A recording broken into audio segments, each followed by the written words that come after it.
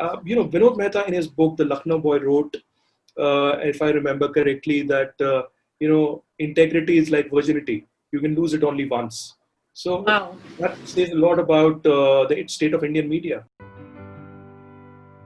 So the first meeting between the president and five of us, and you would know, apart from me, there were four others, and one among them was Gursimran Khamba, who turned out to be later a great comedian. In fact, we were really pissed at him at that particular time because he was wearing a Superman T-shirt inside the Oh my Rashtrapati God. Bhavan. Who does that?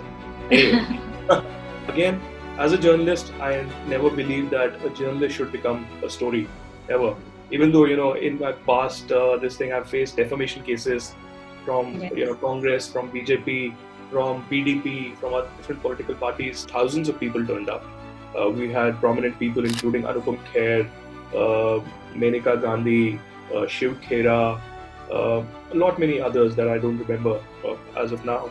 But many people turned up. The next day, the High Court took cognizance on its own, suo motu, and put the 10-year-old case on a daily hearing basis and said that there needs to be speedy justice. Within the next 2 months after that protest, the person who was a free man and accused of murder and rape, Santosh Kumar Singh, had got death sentence. I mean, this was the power of the people. I've been very critical sometimes of the government. The migrant crisis was horrific, and it should have been handled very differently. In fact, what was done a month later should have been done earlier. As per law, as per 370 and 35A, their son, their kin, could only apply for sweeping or municipality jobs in the government and no other job. This was as per rule. Now, India of 2019, at that particular time, believed in this discrimination. If this was happening in any other part of the world or even any other part of India, there would have been, almost riot-like situation. Now, just because it was Jammu and Kashmir, nobody bothered about it. In fact, not many people, I believe, even know about it.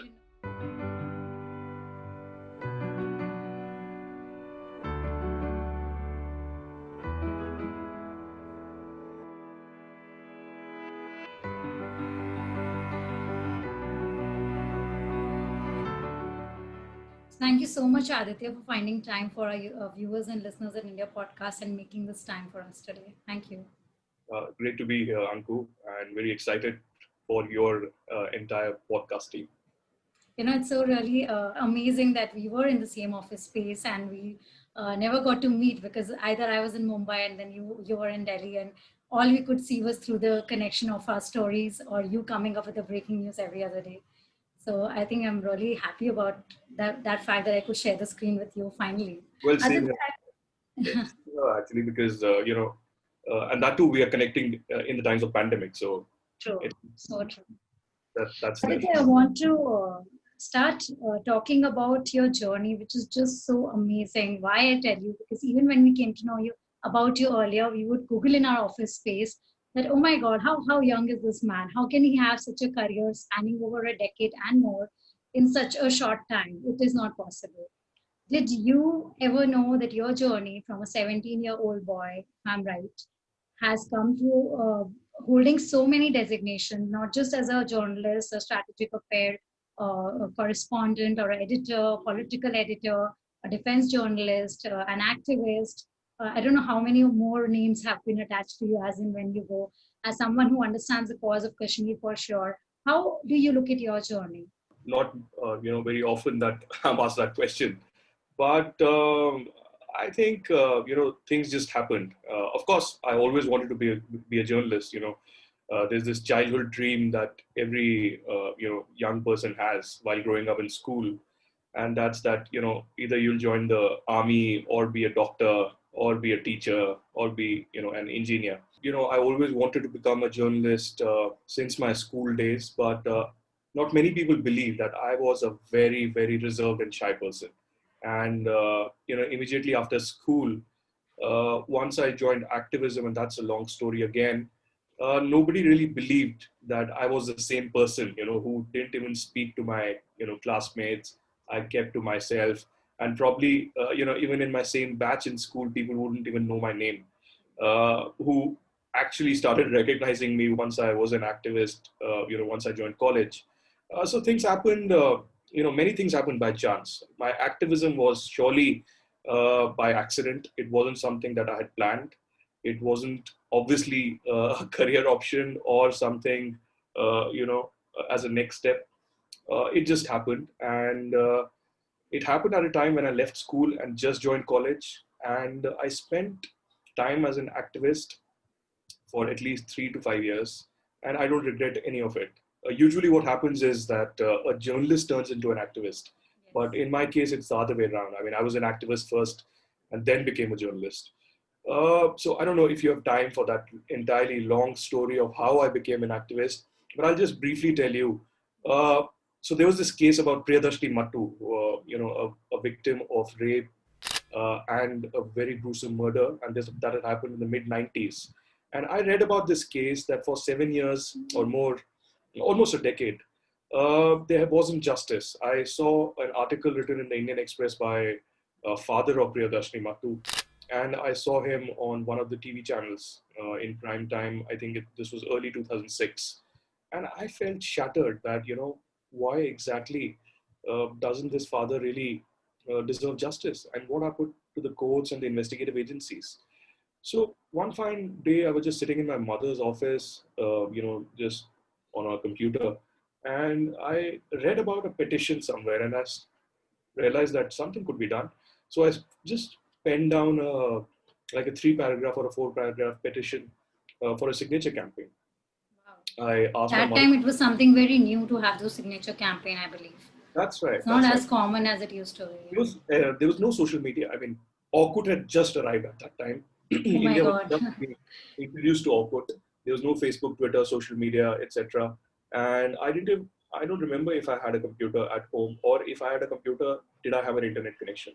So, but my mother did. So I asked my mother to proofread that petition. I uploaded that, and within a few hours, I noticed that people are actually signing it without me even circulating. I mean, it was some Wow. automated thing that and this was a US website, petitiononline.com, and petitions, etc.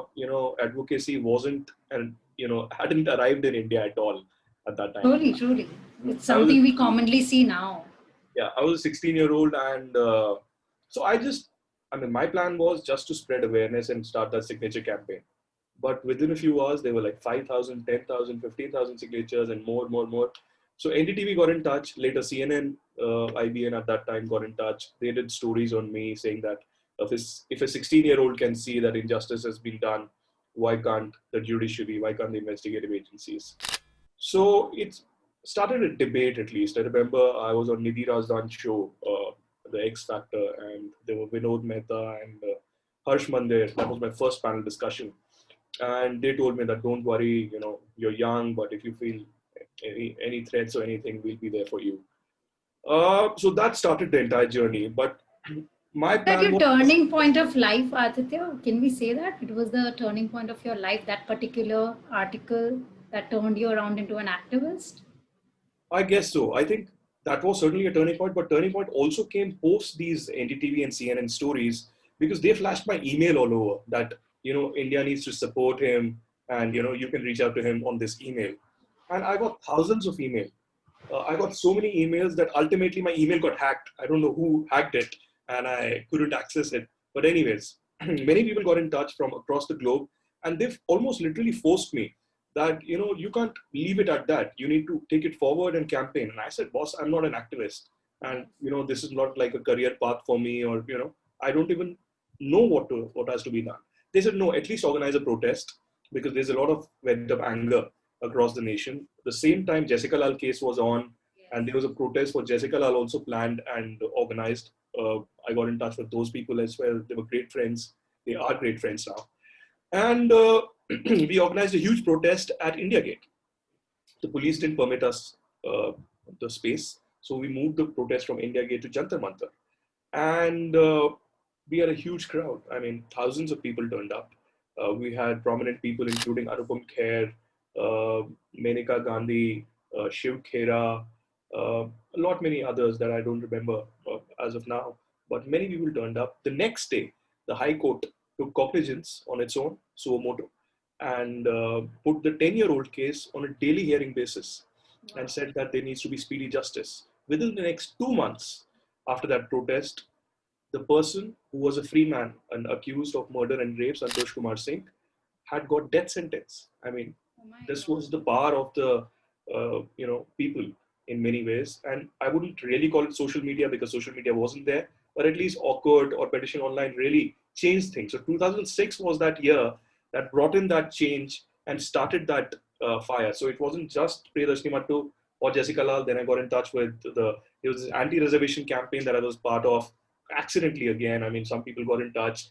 We thought that we think alike and we should protest. Again, we organized protests and press conferences without any connections, without any networking, or without being student leaders or politically affiliated.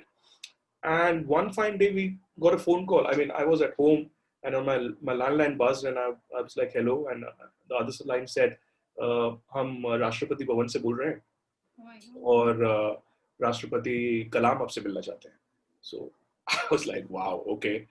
What's this for? They said, नहीं, आप protest कर रहे हैं reservation को लेकर. In 2006, there was a massive rage across the country. So the first meeting between the president and five of us, and you would know, apart from me, there were four others, and one among them was Gursimran Khamba, who turned out to be later a great comedian. In fact, we were really pissed at him at that particular time because he was wearing a Superman T-shirt inside the Oh my Rashtrapati. God. Who does that? Anyway. So that was a great meeting with Kalam, and Kalam was very. We had an hour-long meeting with him, and he was very charming and very a great personality. I also knew him because he was my neighbor from last many years. I mean, not exactly a neighbor, but we stayed in the same society, and I had met him a couple of times, but obviously he didn't recognize me. But he was a little. I will be very open about it. That he said that why are you protesting? You're not even in college. I mean, you just passed school. You have to join college, and this doesn't entirely impact you. So why are you bothered? So I said, boss, I completely agree with you, sir. But this will impact me at a certain point in time. So I need to protest. But he heard us, and outside there was a huge media presence. And again, we were on front pages of all the newspapers next day. At that age, I mean, 16, which is such a tender age for a boy now, even in 2020, when we stand, nobody thinks of anything like that at the larger scale. I mean, 16-year-old boy, and when you had this whole change of environment for you, one day you're in Rashtrapati Bhavan, one day you're protesting with some known faces, one day things are happening because of you.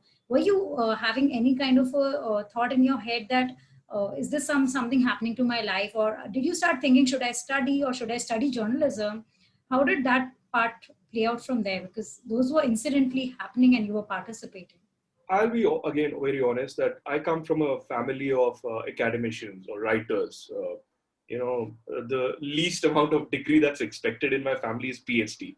Oh my To have a PhD, and Kashmiri Pandits otherwise are known for academics, etc. as well. But I was never into academics. I mean, I loved history, political science, and I maybe used to speak okayish, but I was never into academics. So I joined after school. I joined political science honors at Ramjas College. And again, I had no plans to go for masters or PhD or further studies. So in many ways, I thank my stars that I got into activism as well, because that kept me occupied in many ways. I loved it.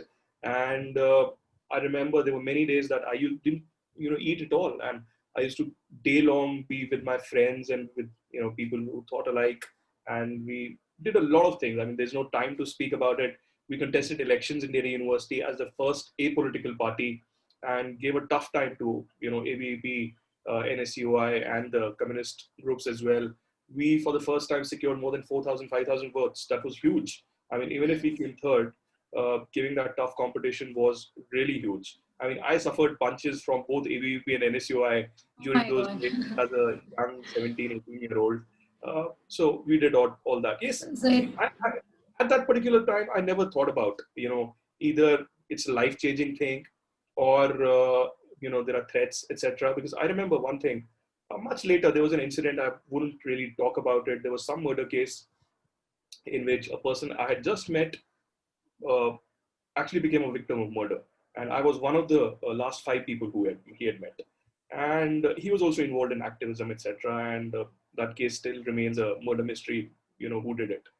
And the police, obviously questioned me also that, how it happened, etc. And uh, the police at some point said that, you're a face, etc. Maybe you were the target, and and I was like, how can this happen? So my senior editor and media friends at that point in time told me that, this is nothing. You were part of Priyadarshini Mattu. Those people had huge contacts, and you used to get, some kind of intimidation at that time, and you never bothered. I said, yeah, I never thought, because I was so engrossed with my activism or work, etc., that I had no time. I mean, my parents were scared. I remember the first time when I appeared on NDTV, my mother almost locked me in a room. And my father, who was away in Rajasthan, had to convince my mother that, no, let him go. I mean, it's okay. Uh, I'm glad they let me. But you were convinced of it for sure. That's quite evident in your journey through, right? But Yes, it was very yeah. fluid.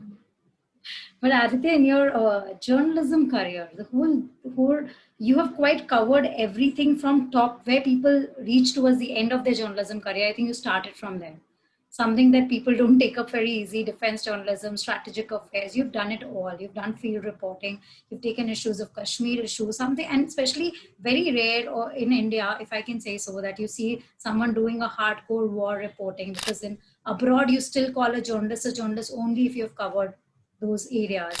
Otherwise, you're not taken too seriously. But you have only done that as your priority core journalism, and the rest is also something you proficiently participate in.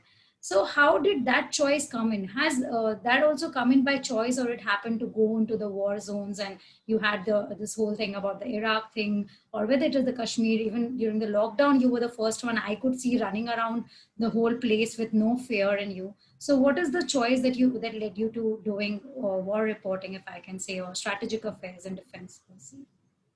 One is passion. One obviously is passion, but again, I would be wrong if I don't say this, that I have been lucky as well.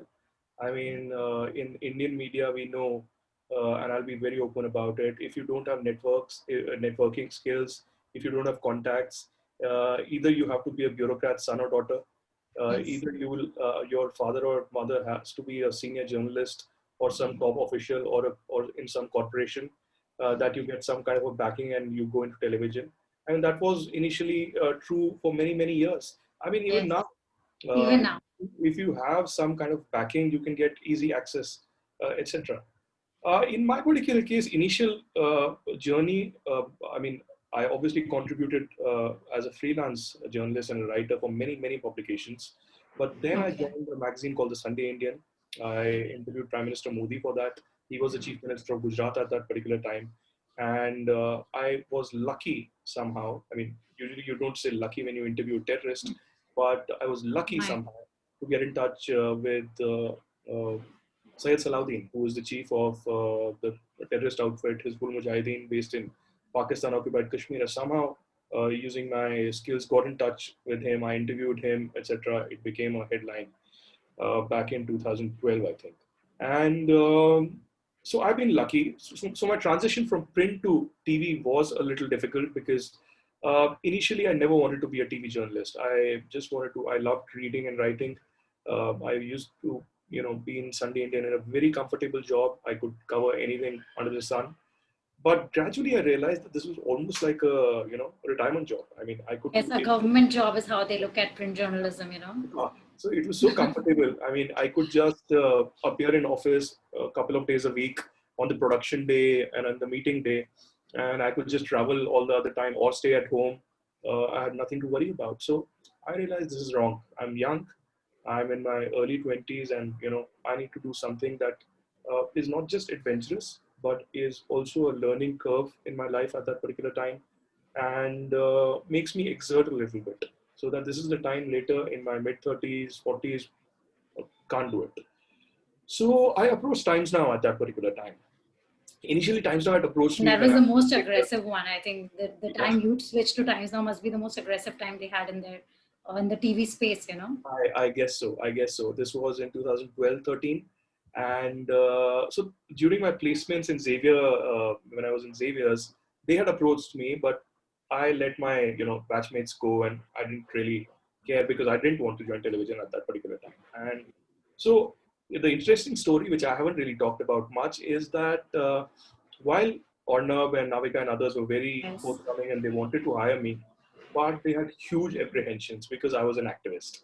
And being an Okay. activist, I had appeared on all their shows very regularly. I mean, on prime time, on with Arnab and Navika, with Rajdeep Sardesai, with Barkha, with Vikram Chandra, you name it. With all of them on prime time on different issues, including Kashmir, including Priyadashini Mattu, preservation, etc., etc. So Times Now had huge apprehensions that here is an activist who wants to get into journalism. And I, in my defense, said, boss, I always wanted to become a journalist. In college, I did activism. Who doesn't? I mean, there are so many people who do that. I was not politically affiliated. This is So so what did I care contrary about? to the truth of Times Now today. I'm sorry to interrupt. Yeah, Yeah. I wouldn't want to comment in detail about what's been happening in Indian media right Yes. now, but anyways, we know it all. So it was a tough journey to convince both Arnab and Navika and others that you don't have anything to worry. Finally, I told them that if you want on a stamp paper, I can give you a written assurance that I'm not an activist, I'm a journalist. I can carry forward. So they were a little apprehensive about my views on Kashmir because I was very aggressively against separatism and terrorism, and obviously not politically affiliated to anything. So it But was not easy to enter the television world despite you being popular, it despite you wasn't having been easy. recognized It by so wasn't many. easy. It wasn't easy, and they actually asked me the terms under which I was hired was that you will not cover Kashmir. So, Oh my God, that's so difficult as a person so closely associated. And yeah, you so did that then. I actually told them that fair enough. I mean, I have great contacts in Kashmir, and I can try and do my best for Kashmir. But if you don't want it, I mean, your loss. I mean, I have nothing to worry about. But I'm Aditya, when glad you, that yes. just one sentence more that within a few months of me joining, they asked me that you should cover Kashmir and just gave me a free hand. So I was lucky enough. That gives a feeling of achievement when you're able to prove things that you really had to, you were questioned on, right? After some time, when they accept you that no, you're good with, and giving you the Kashmir area which belonged to you and having apprehension. Such an interesting story. Aditya, now that you've worked in journalism, in television, and print, in your own space and everything, you started as an activist where the feeling was to bring out justice for every cause that you associated. Do you think that that cause and that reason for being an activist to a journalist, did it get lost, or is it do you feel justified as a journalist today that okay, I was able to do, doesn't matter what media went doing around, I was able to deliver into the right way, or it all just fell apart because media had their own game always? Well, I somehow think that I don't regret becoming a journalist anyway, but I really wish that I had perhaps taken birth in a different time because it's difficult. It's difficult to work in the way the Indian media has been heading, and I don't uh, criticize only one part of it. I don't criticize the kind of screaming, shouting matches, etc., that we see at this particular time in Indian media, which of course led me post 2006. Even though I was working in television, I stopped watching TV. So since 2016, I haven't seen television at all. I do obviously surf Netflix and Prime, etc., but I haven't watched television at all from Why? 2016. And I think I'm happy about it. Uh, Generally, I mean, I got my information one from the digital sources, etc. That was the concern. If I have to watch some videos, etc., I can obviously switch on to Twitter, all other platforms. Television has changed a lot. Initially, as well. I mean, initially it was scams. It was just like the Radia tapes came in. There were other things that we know that journalists are politically affiliated. They are connected with bureaucrats. There is some Adan Pradhan that keeps happening, but people don't know about it. But now it's out and open. It's almost like you have to be either right wing or left wing. There's no middle ground. I mean, They are people, independent journalists, but they can't survive much. it is very difficult to survive as an independent journalist, and it's not just in India. You look at United States as well. The kind of screaming matches that happen there. There are divided lines. Either you're in favor of Trump or you're against Trump. Yes. If you are, in favor of Trump, the administration will look you in a certain way. If you're against it, people will look at it in a certain way. It's similarly turning up here as well. And the most, sad part here is about the TRPs. I personally feel that TRPs are for advertisers or the owners of television channels. The editors Yes. should not worry about it. I mean, why should I, as an editor, have to worry about these television ratings? I should worry about uh, if I can do a good story. I mean, I could do anything for a good story. If there's a good story, yes, maybe there's a hunger that I want to report this or break this first. That is okay. You can go on and on about it. But fighting over TRPs, fighting over who is entertaining the audience more, who's dancing more, etc., is not journalism. I mean, this wasn't something that I was taught, or this isn't something that is my understanding of journalism, and that also led to, in many ways, me taking a break from television. I had a very amazing career as a TV journalist, as an editor, and Yes. I could have done wonders again in the last 1 year or a couple of years, but I strategically took a break that I perhaps could see how this is going to transpire in the next few months, and I took a break. And as I said, I have no regrets. You know, Does the power of journalism still lie with individual reporters? You've done enough field reporting, as I was mentioning, even COVID coverage or whether going to Kashmir during the lockdown. How much do you think it helped you reach more and more people? Because earlier TV was a bigger broadcasting mechanism or medium to reach out to the masses. Now, if TV is being shrunken out or the advertisers are pulling off or people or journalists like you are pulling out of it, how do you think this reports would reach out to masses? Do everyone have the internet? And how much is field reporting playing a role over there to understand? Anku, one thing first I'll begin by saying is that media is going through a huge change across the globe. One, newspapers are just about to die. I mean, again, I would say another 5 years or 8 years, newspapers are going to die. I wouldn't write obituary of television as yet. I would say that television will survive for some more time, but yes, there will be increase in digital presence, digital screens, digital televisions, because people are turning to mobile sets and their iPads to consume more and more of their news, etc. So one is that, and secondly, I think if you were to ask me if I love being an anchor or a reporter, I would say any day a reporter. Because, briefly, I'll tell you the kind of reportage that I've done and loved doing. I was in Kashmir, the first journalist to reach when the floods happened in 2014. And I went with the Indian Air Force, a great, rare opportunity. I, was flung into that Mi-17 chopper, and I got those first winching shots because there was no telecommunication. It was completely shut, and I had to request a pilot who was flying to Delhi, to take that chip to actually broadcast it on Times Now. That was huge. What an experience that was. Again, Iraq. As a 24-year-old, I went to Iraq via Jordan because the Iraq embassy here wouldn't give me visa because of The the equipments were taken away. yeah. So I mean, and I'll be honest. A usual war correspondent will give you high praise about how challenging it was and what a mission mode he was in. I was scared. I was honestly very scared. It was one of my first foreign assignments, and that too to a war zone.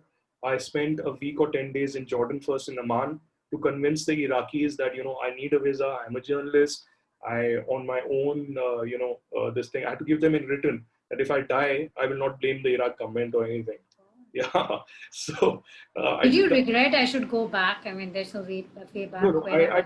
I didn't regret at any point that I should go back or this was a wrong choice. But I was scared for sure. I wouldn't, say that I wasn't, because it is one of the first foreign assignments that I got, and I'm headed towards a war zone. I mean, you can only think about Was what scared happened. of being killed. It's scary. I mean, when I was in Al Qarada is a place in central Baghdad, and I used to, because my equipment was taken away at the airport by the forces. Yes. Uh, I had a small handycam and an iPad, which on which I was surviving. Thanks to my office, they had a deal with one of the production houses on which BBC, CNN, and all the foreign broadcasters used to do live hits. Yes. So I used to do my live hits, 4 live hits in a day from that particular location. So that's how I managed. The moment I left Iraq, the very next day there was a huge bomb blast in Al Qarada, Oh my in God. which like 300 or 400 people died, or that's Many all. journalists also died. Yeah. So that's how it's been. Similarly, I had to go to Afghanistan. I didn't. I almost boarded my flight, and I got some kind of an alert from security agencies that you shouldn't travel to Afghanistan. And I didn't. I just came out of the airport. And the same day, the same flight, when it landed in Afghanistan, a few hours later, there was a bomb blast at the Kabul airport. Oh my God, this is chilling. I'm getting goosebumps now listening to it. This is. For instance, in Kashmir, I love to travel to Kashmir. And, even though I was born in Kashmir, the first time I traveled to Kashmir, I think was in 2013, thanks to Times Now, for work. Since then, I must have traveled more than 2 dozen times, but always for work, never for pleasure or never with my family. So, and Kashmir has been difficult because, people recognize me and they know my Yes. views against terrorism and Pakistani terrorism and separatism. So it's been a little difficult. My friends in police always tell me that, you shouldn't, Be a little cautious or take the yes, and, security. because they obviously listen to phone calls or the communication of terrorists, and they say, at certain point you do figure in their conversation, so you should take precautions. So your life has not been easy. It's not like someone, a journalist at your stature, has it all. Like you're connected, you're all set, and you go with free mind that nothing will happen. You are always alert and you're always conscious of your things around. So, which part of Aditya is more close to you? Activist, business journalist for a short period, a political journalist, or a field, as you said, strategic affairs reporter? Which is that particular work space that is very, very close to you? See, a journalist worth his salt will always say that, a reporter, any day a field reporter. I mean, the last such coverage that I remember, obviously the migrant crisis, where Yes.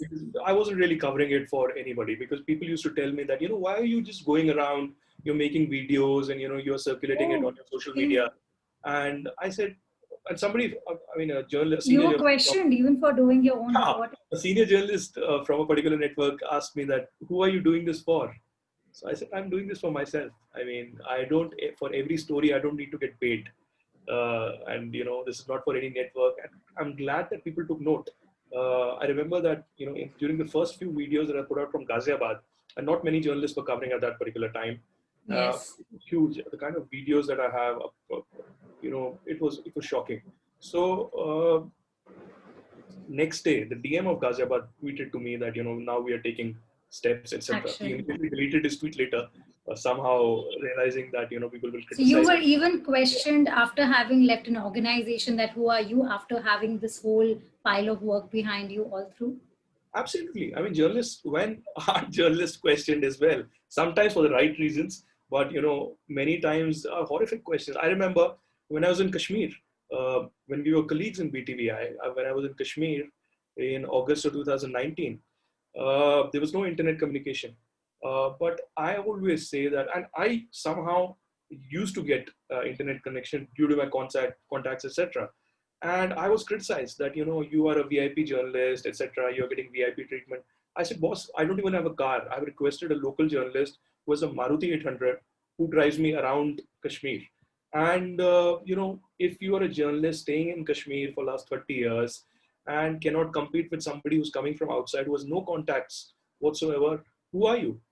So I faced a lot of criticism there as well, just because, I used to criticize terrorists and separatists. And or maybe just because you were famous, Aditya. Being a famous reporter can go against you because people think you get it very easy, or you do it from your contacts in the ministry. I agree. And I take that criticism. But there were famous reporters and journalists also criticizing me. So it's not just, the Srinagar-based reporters.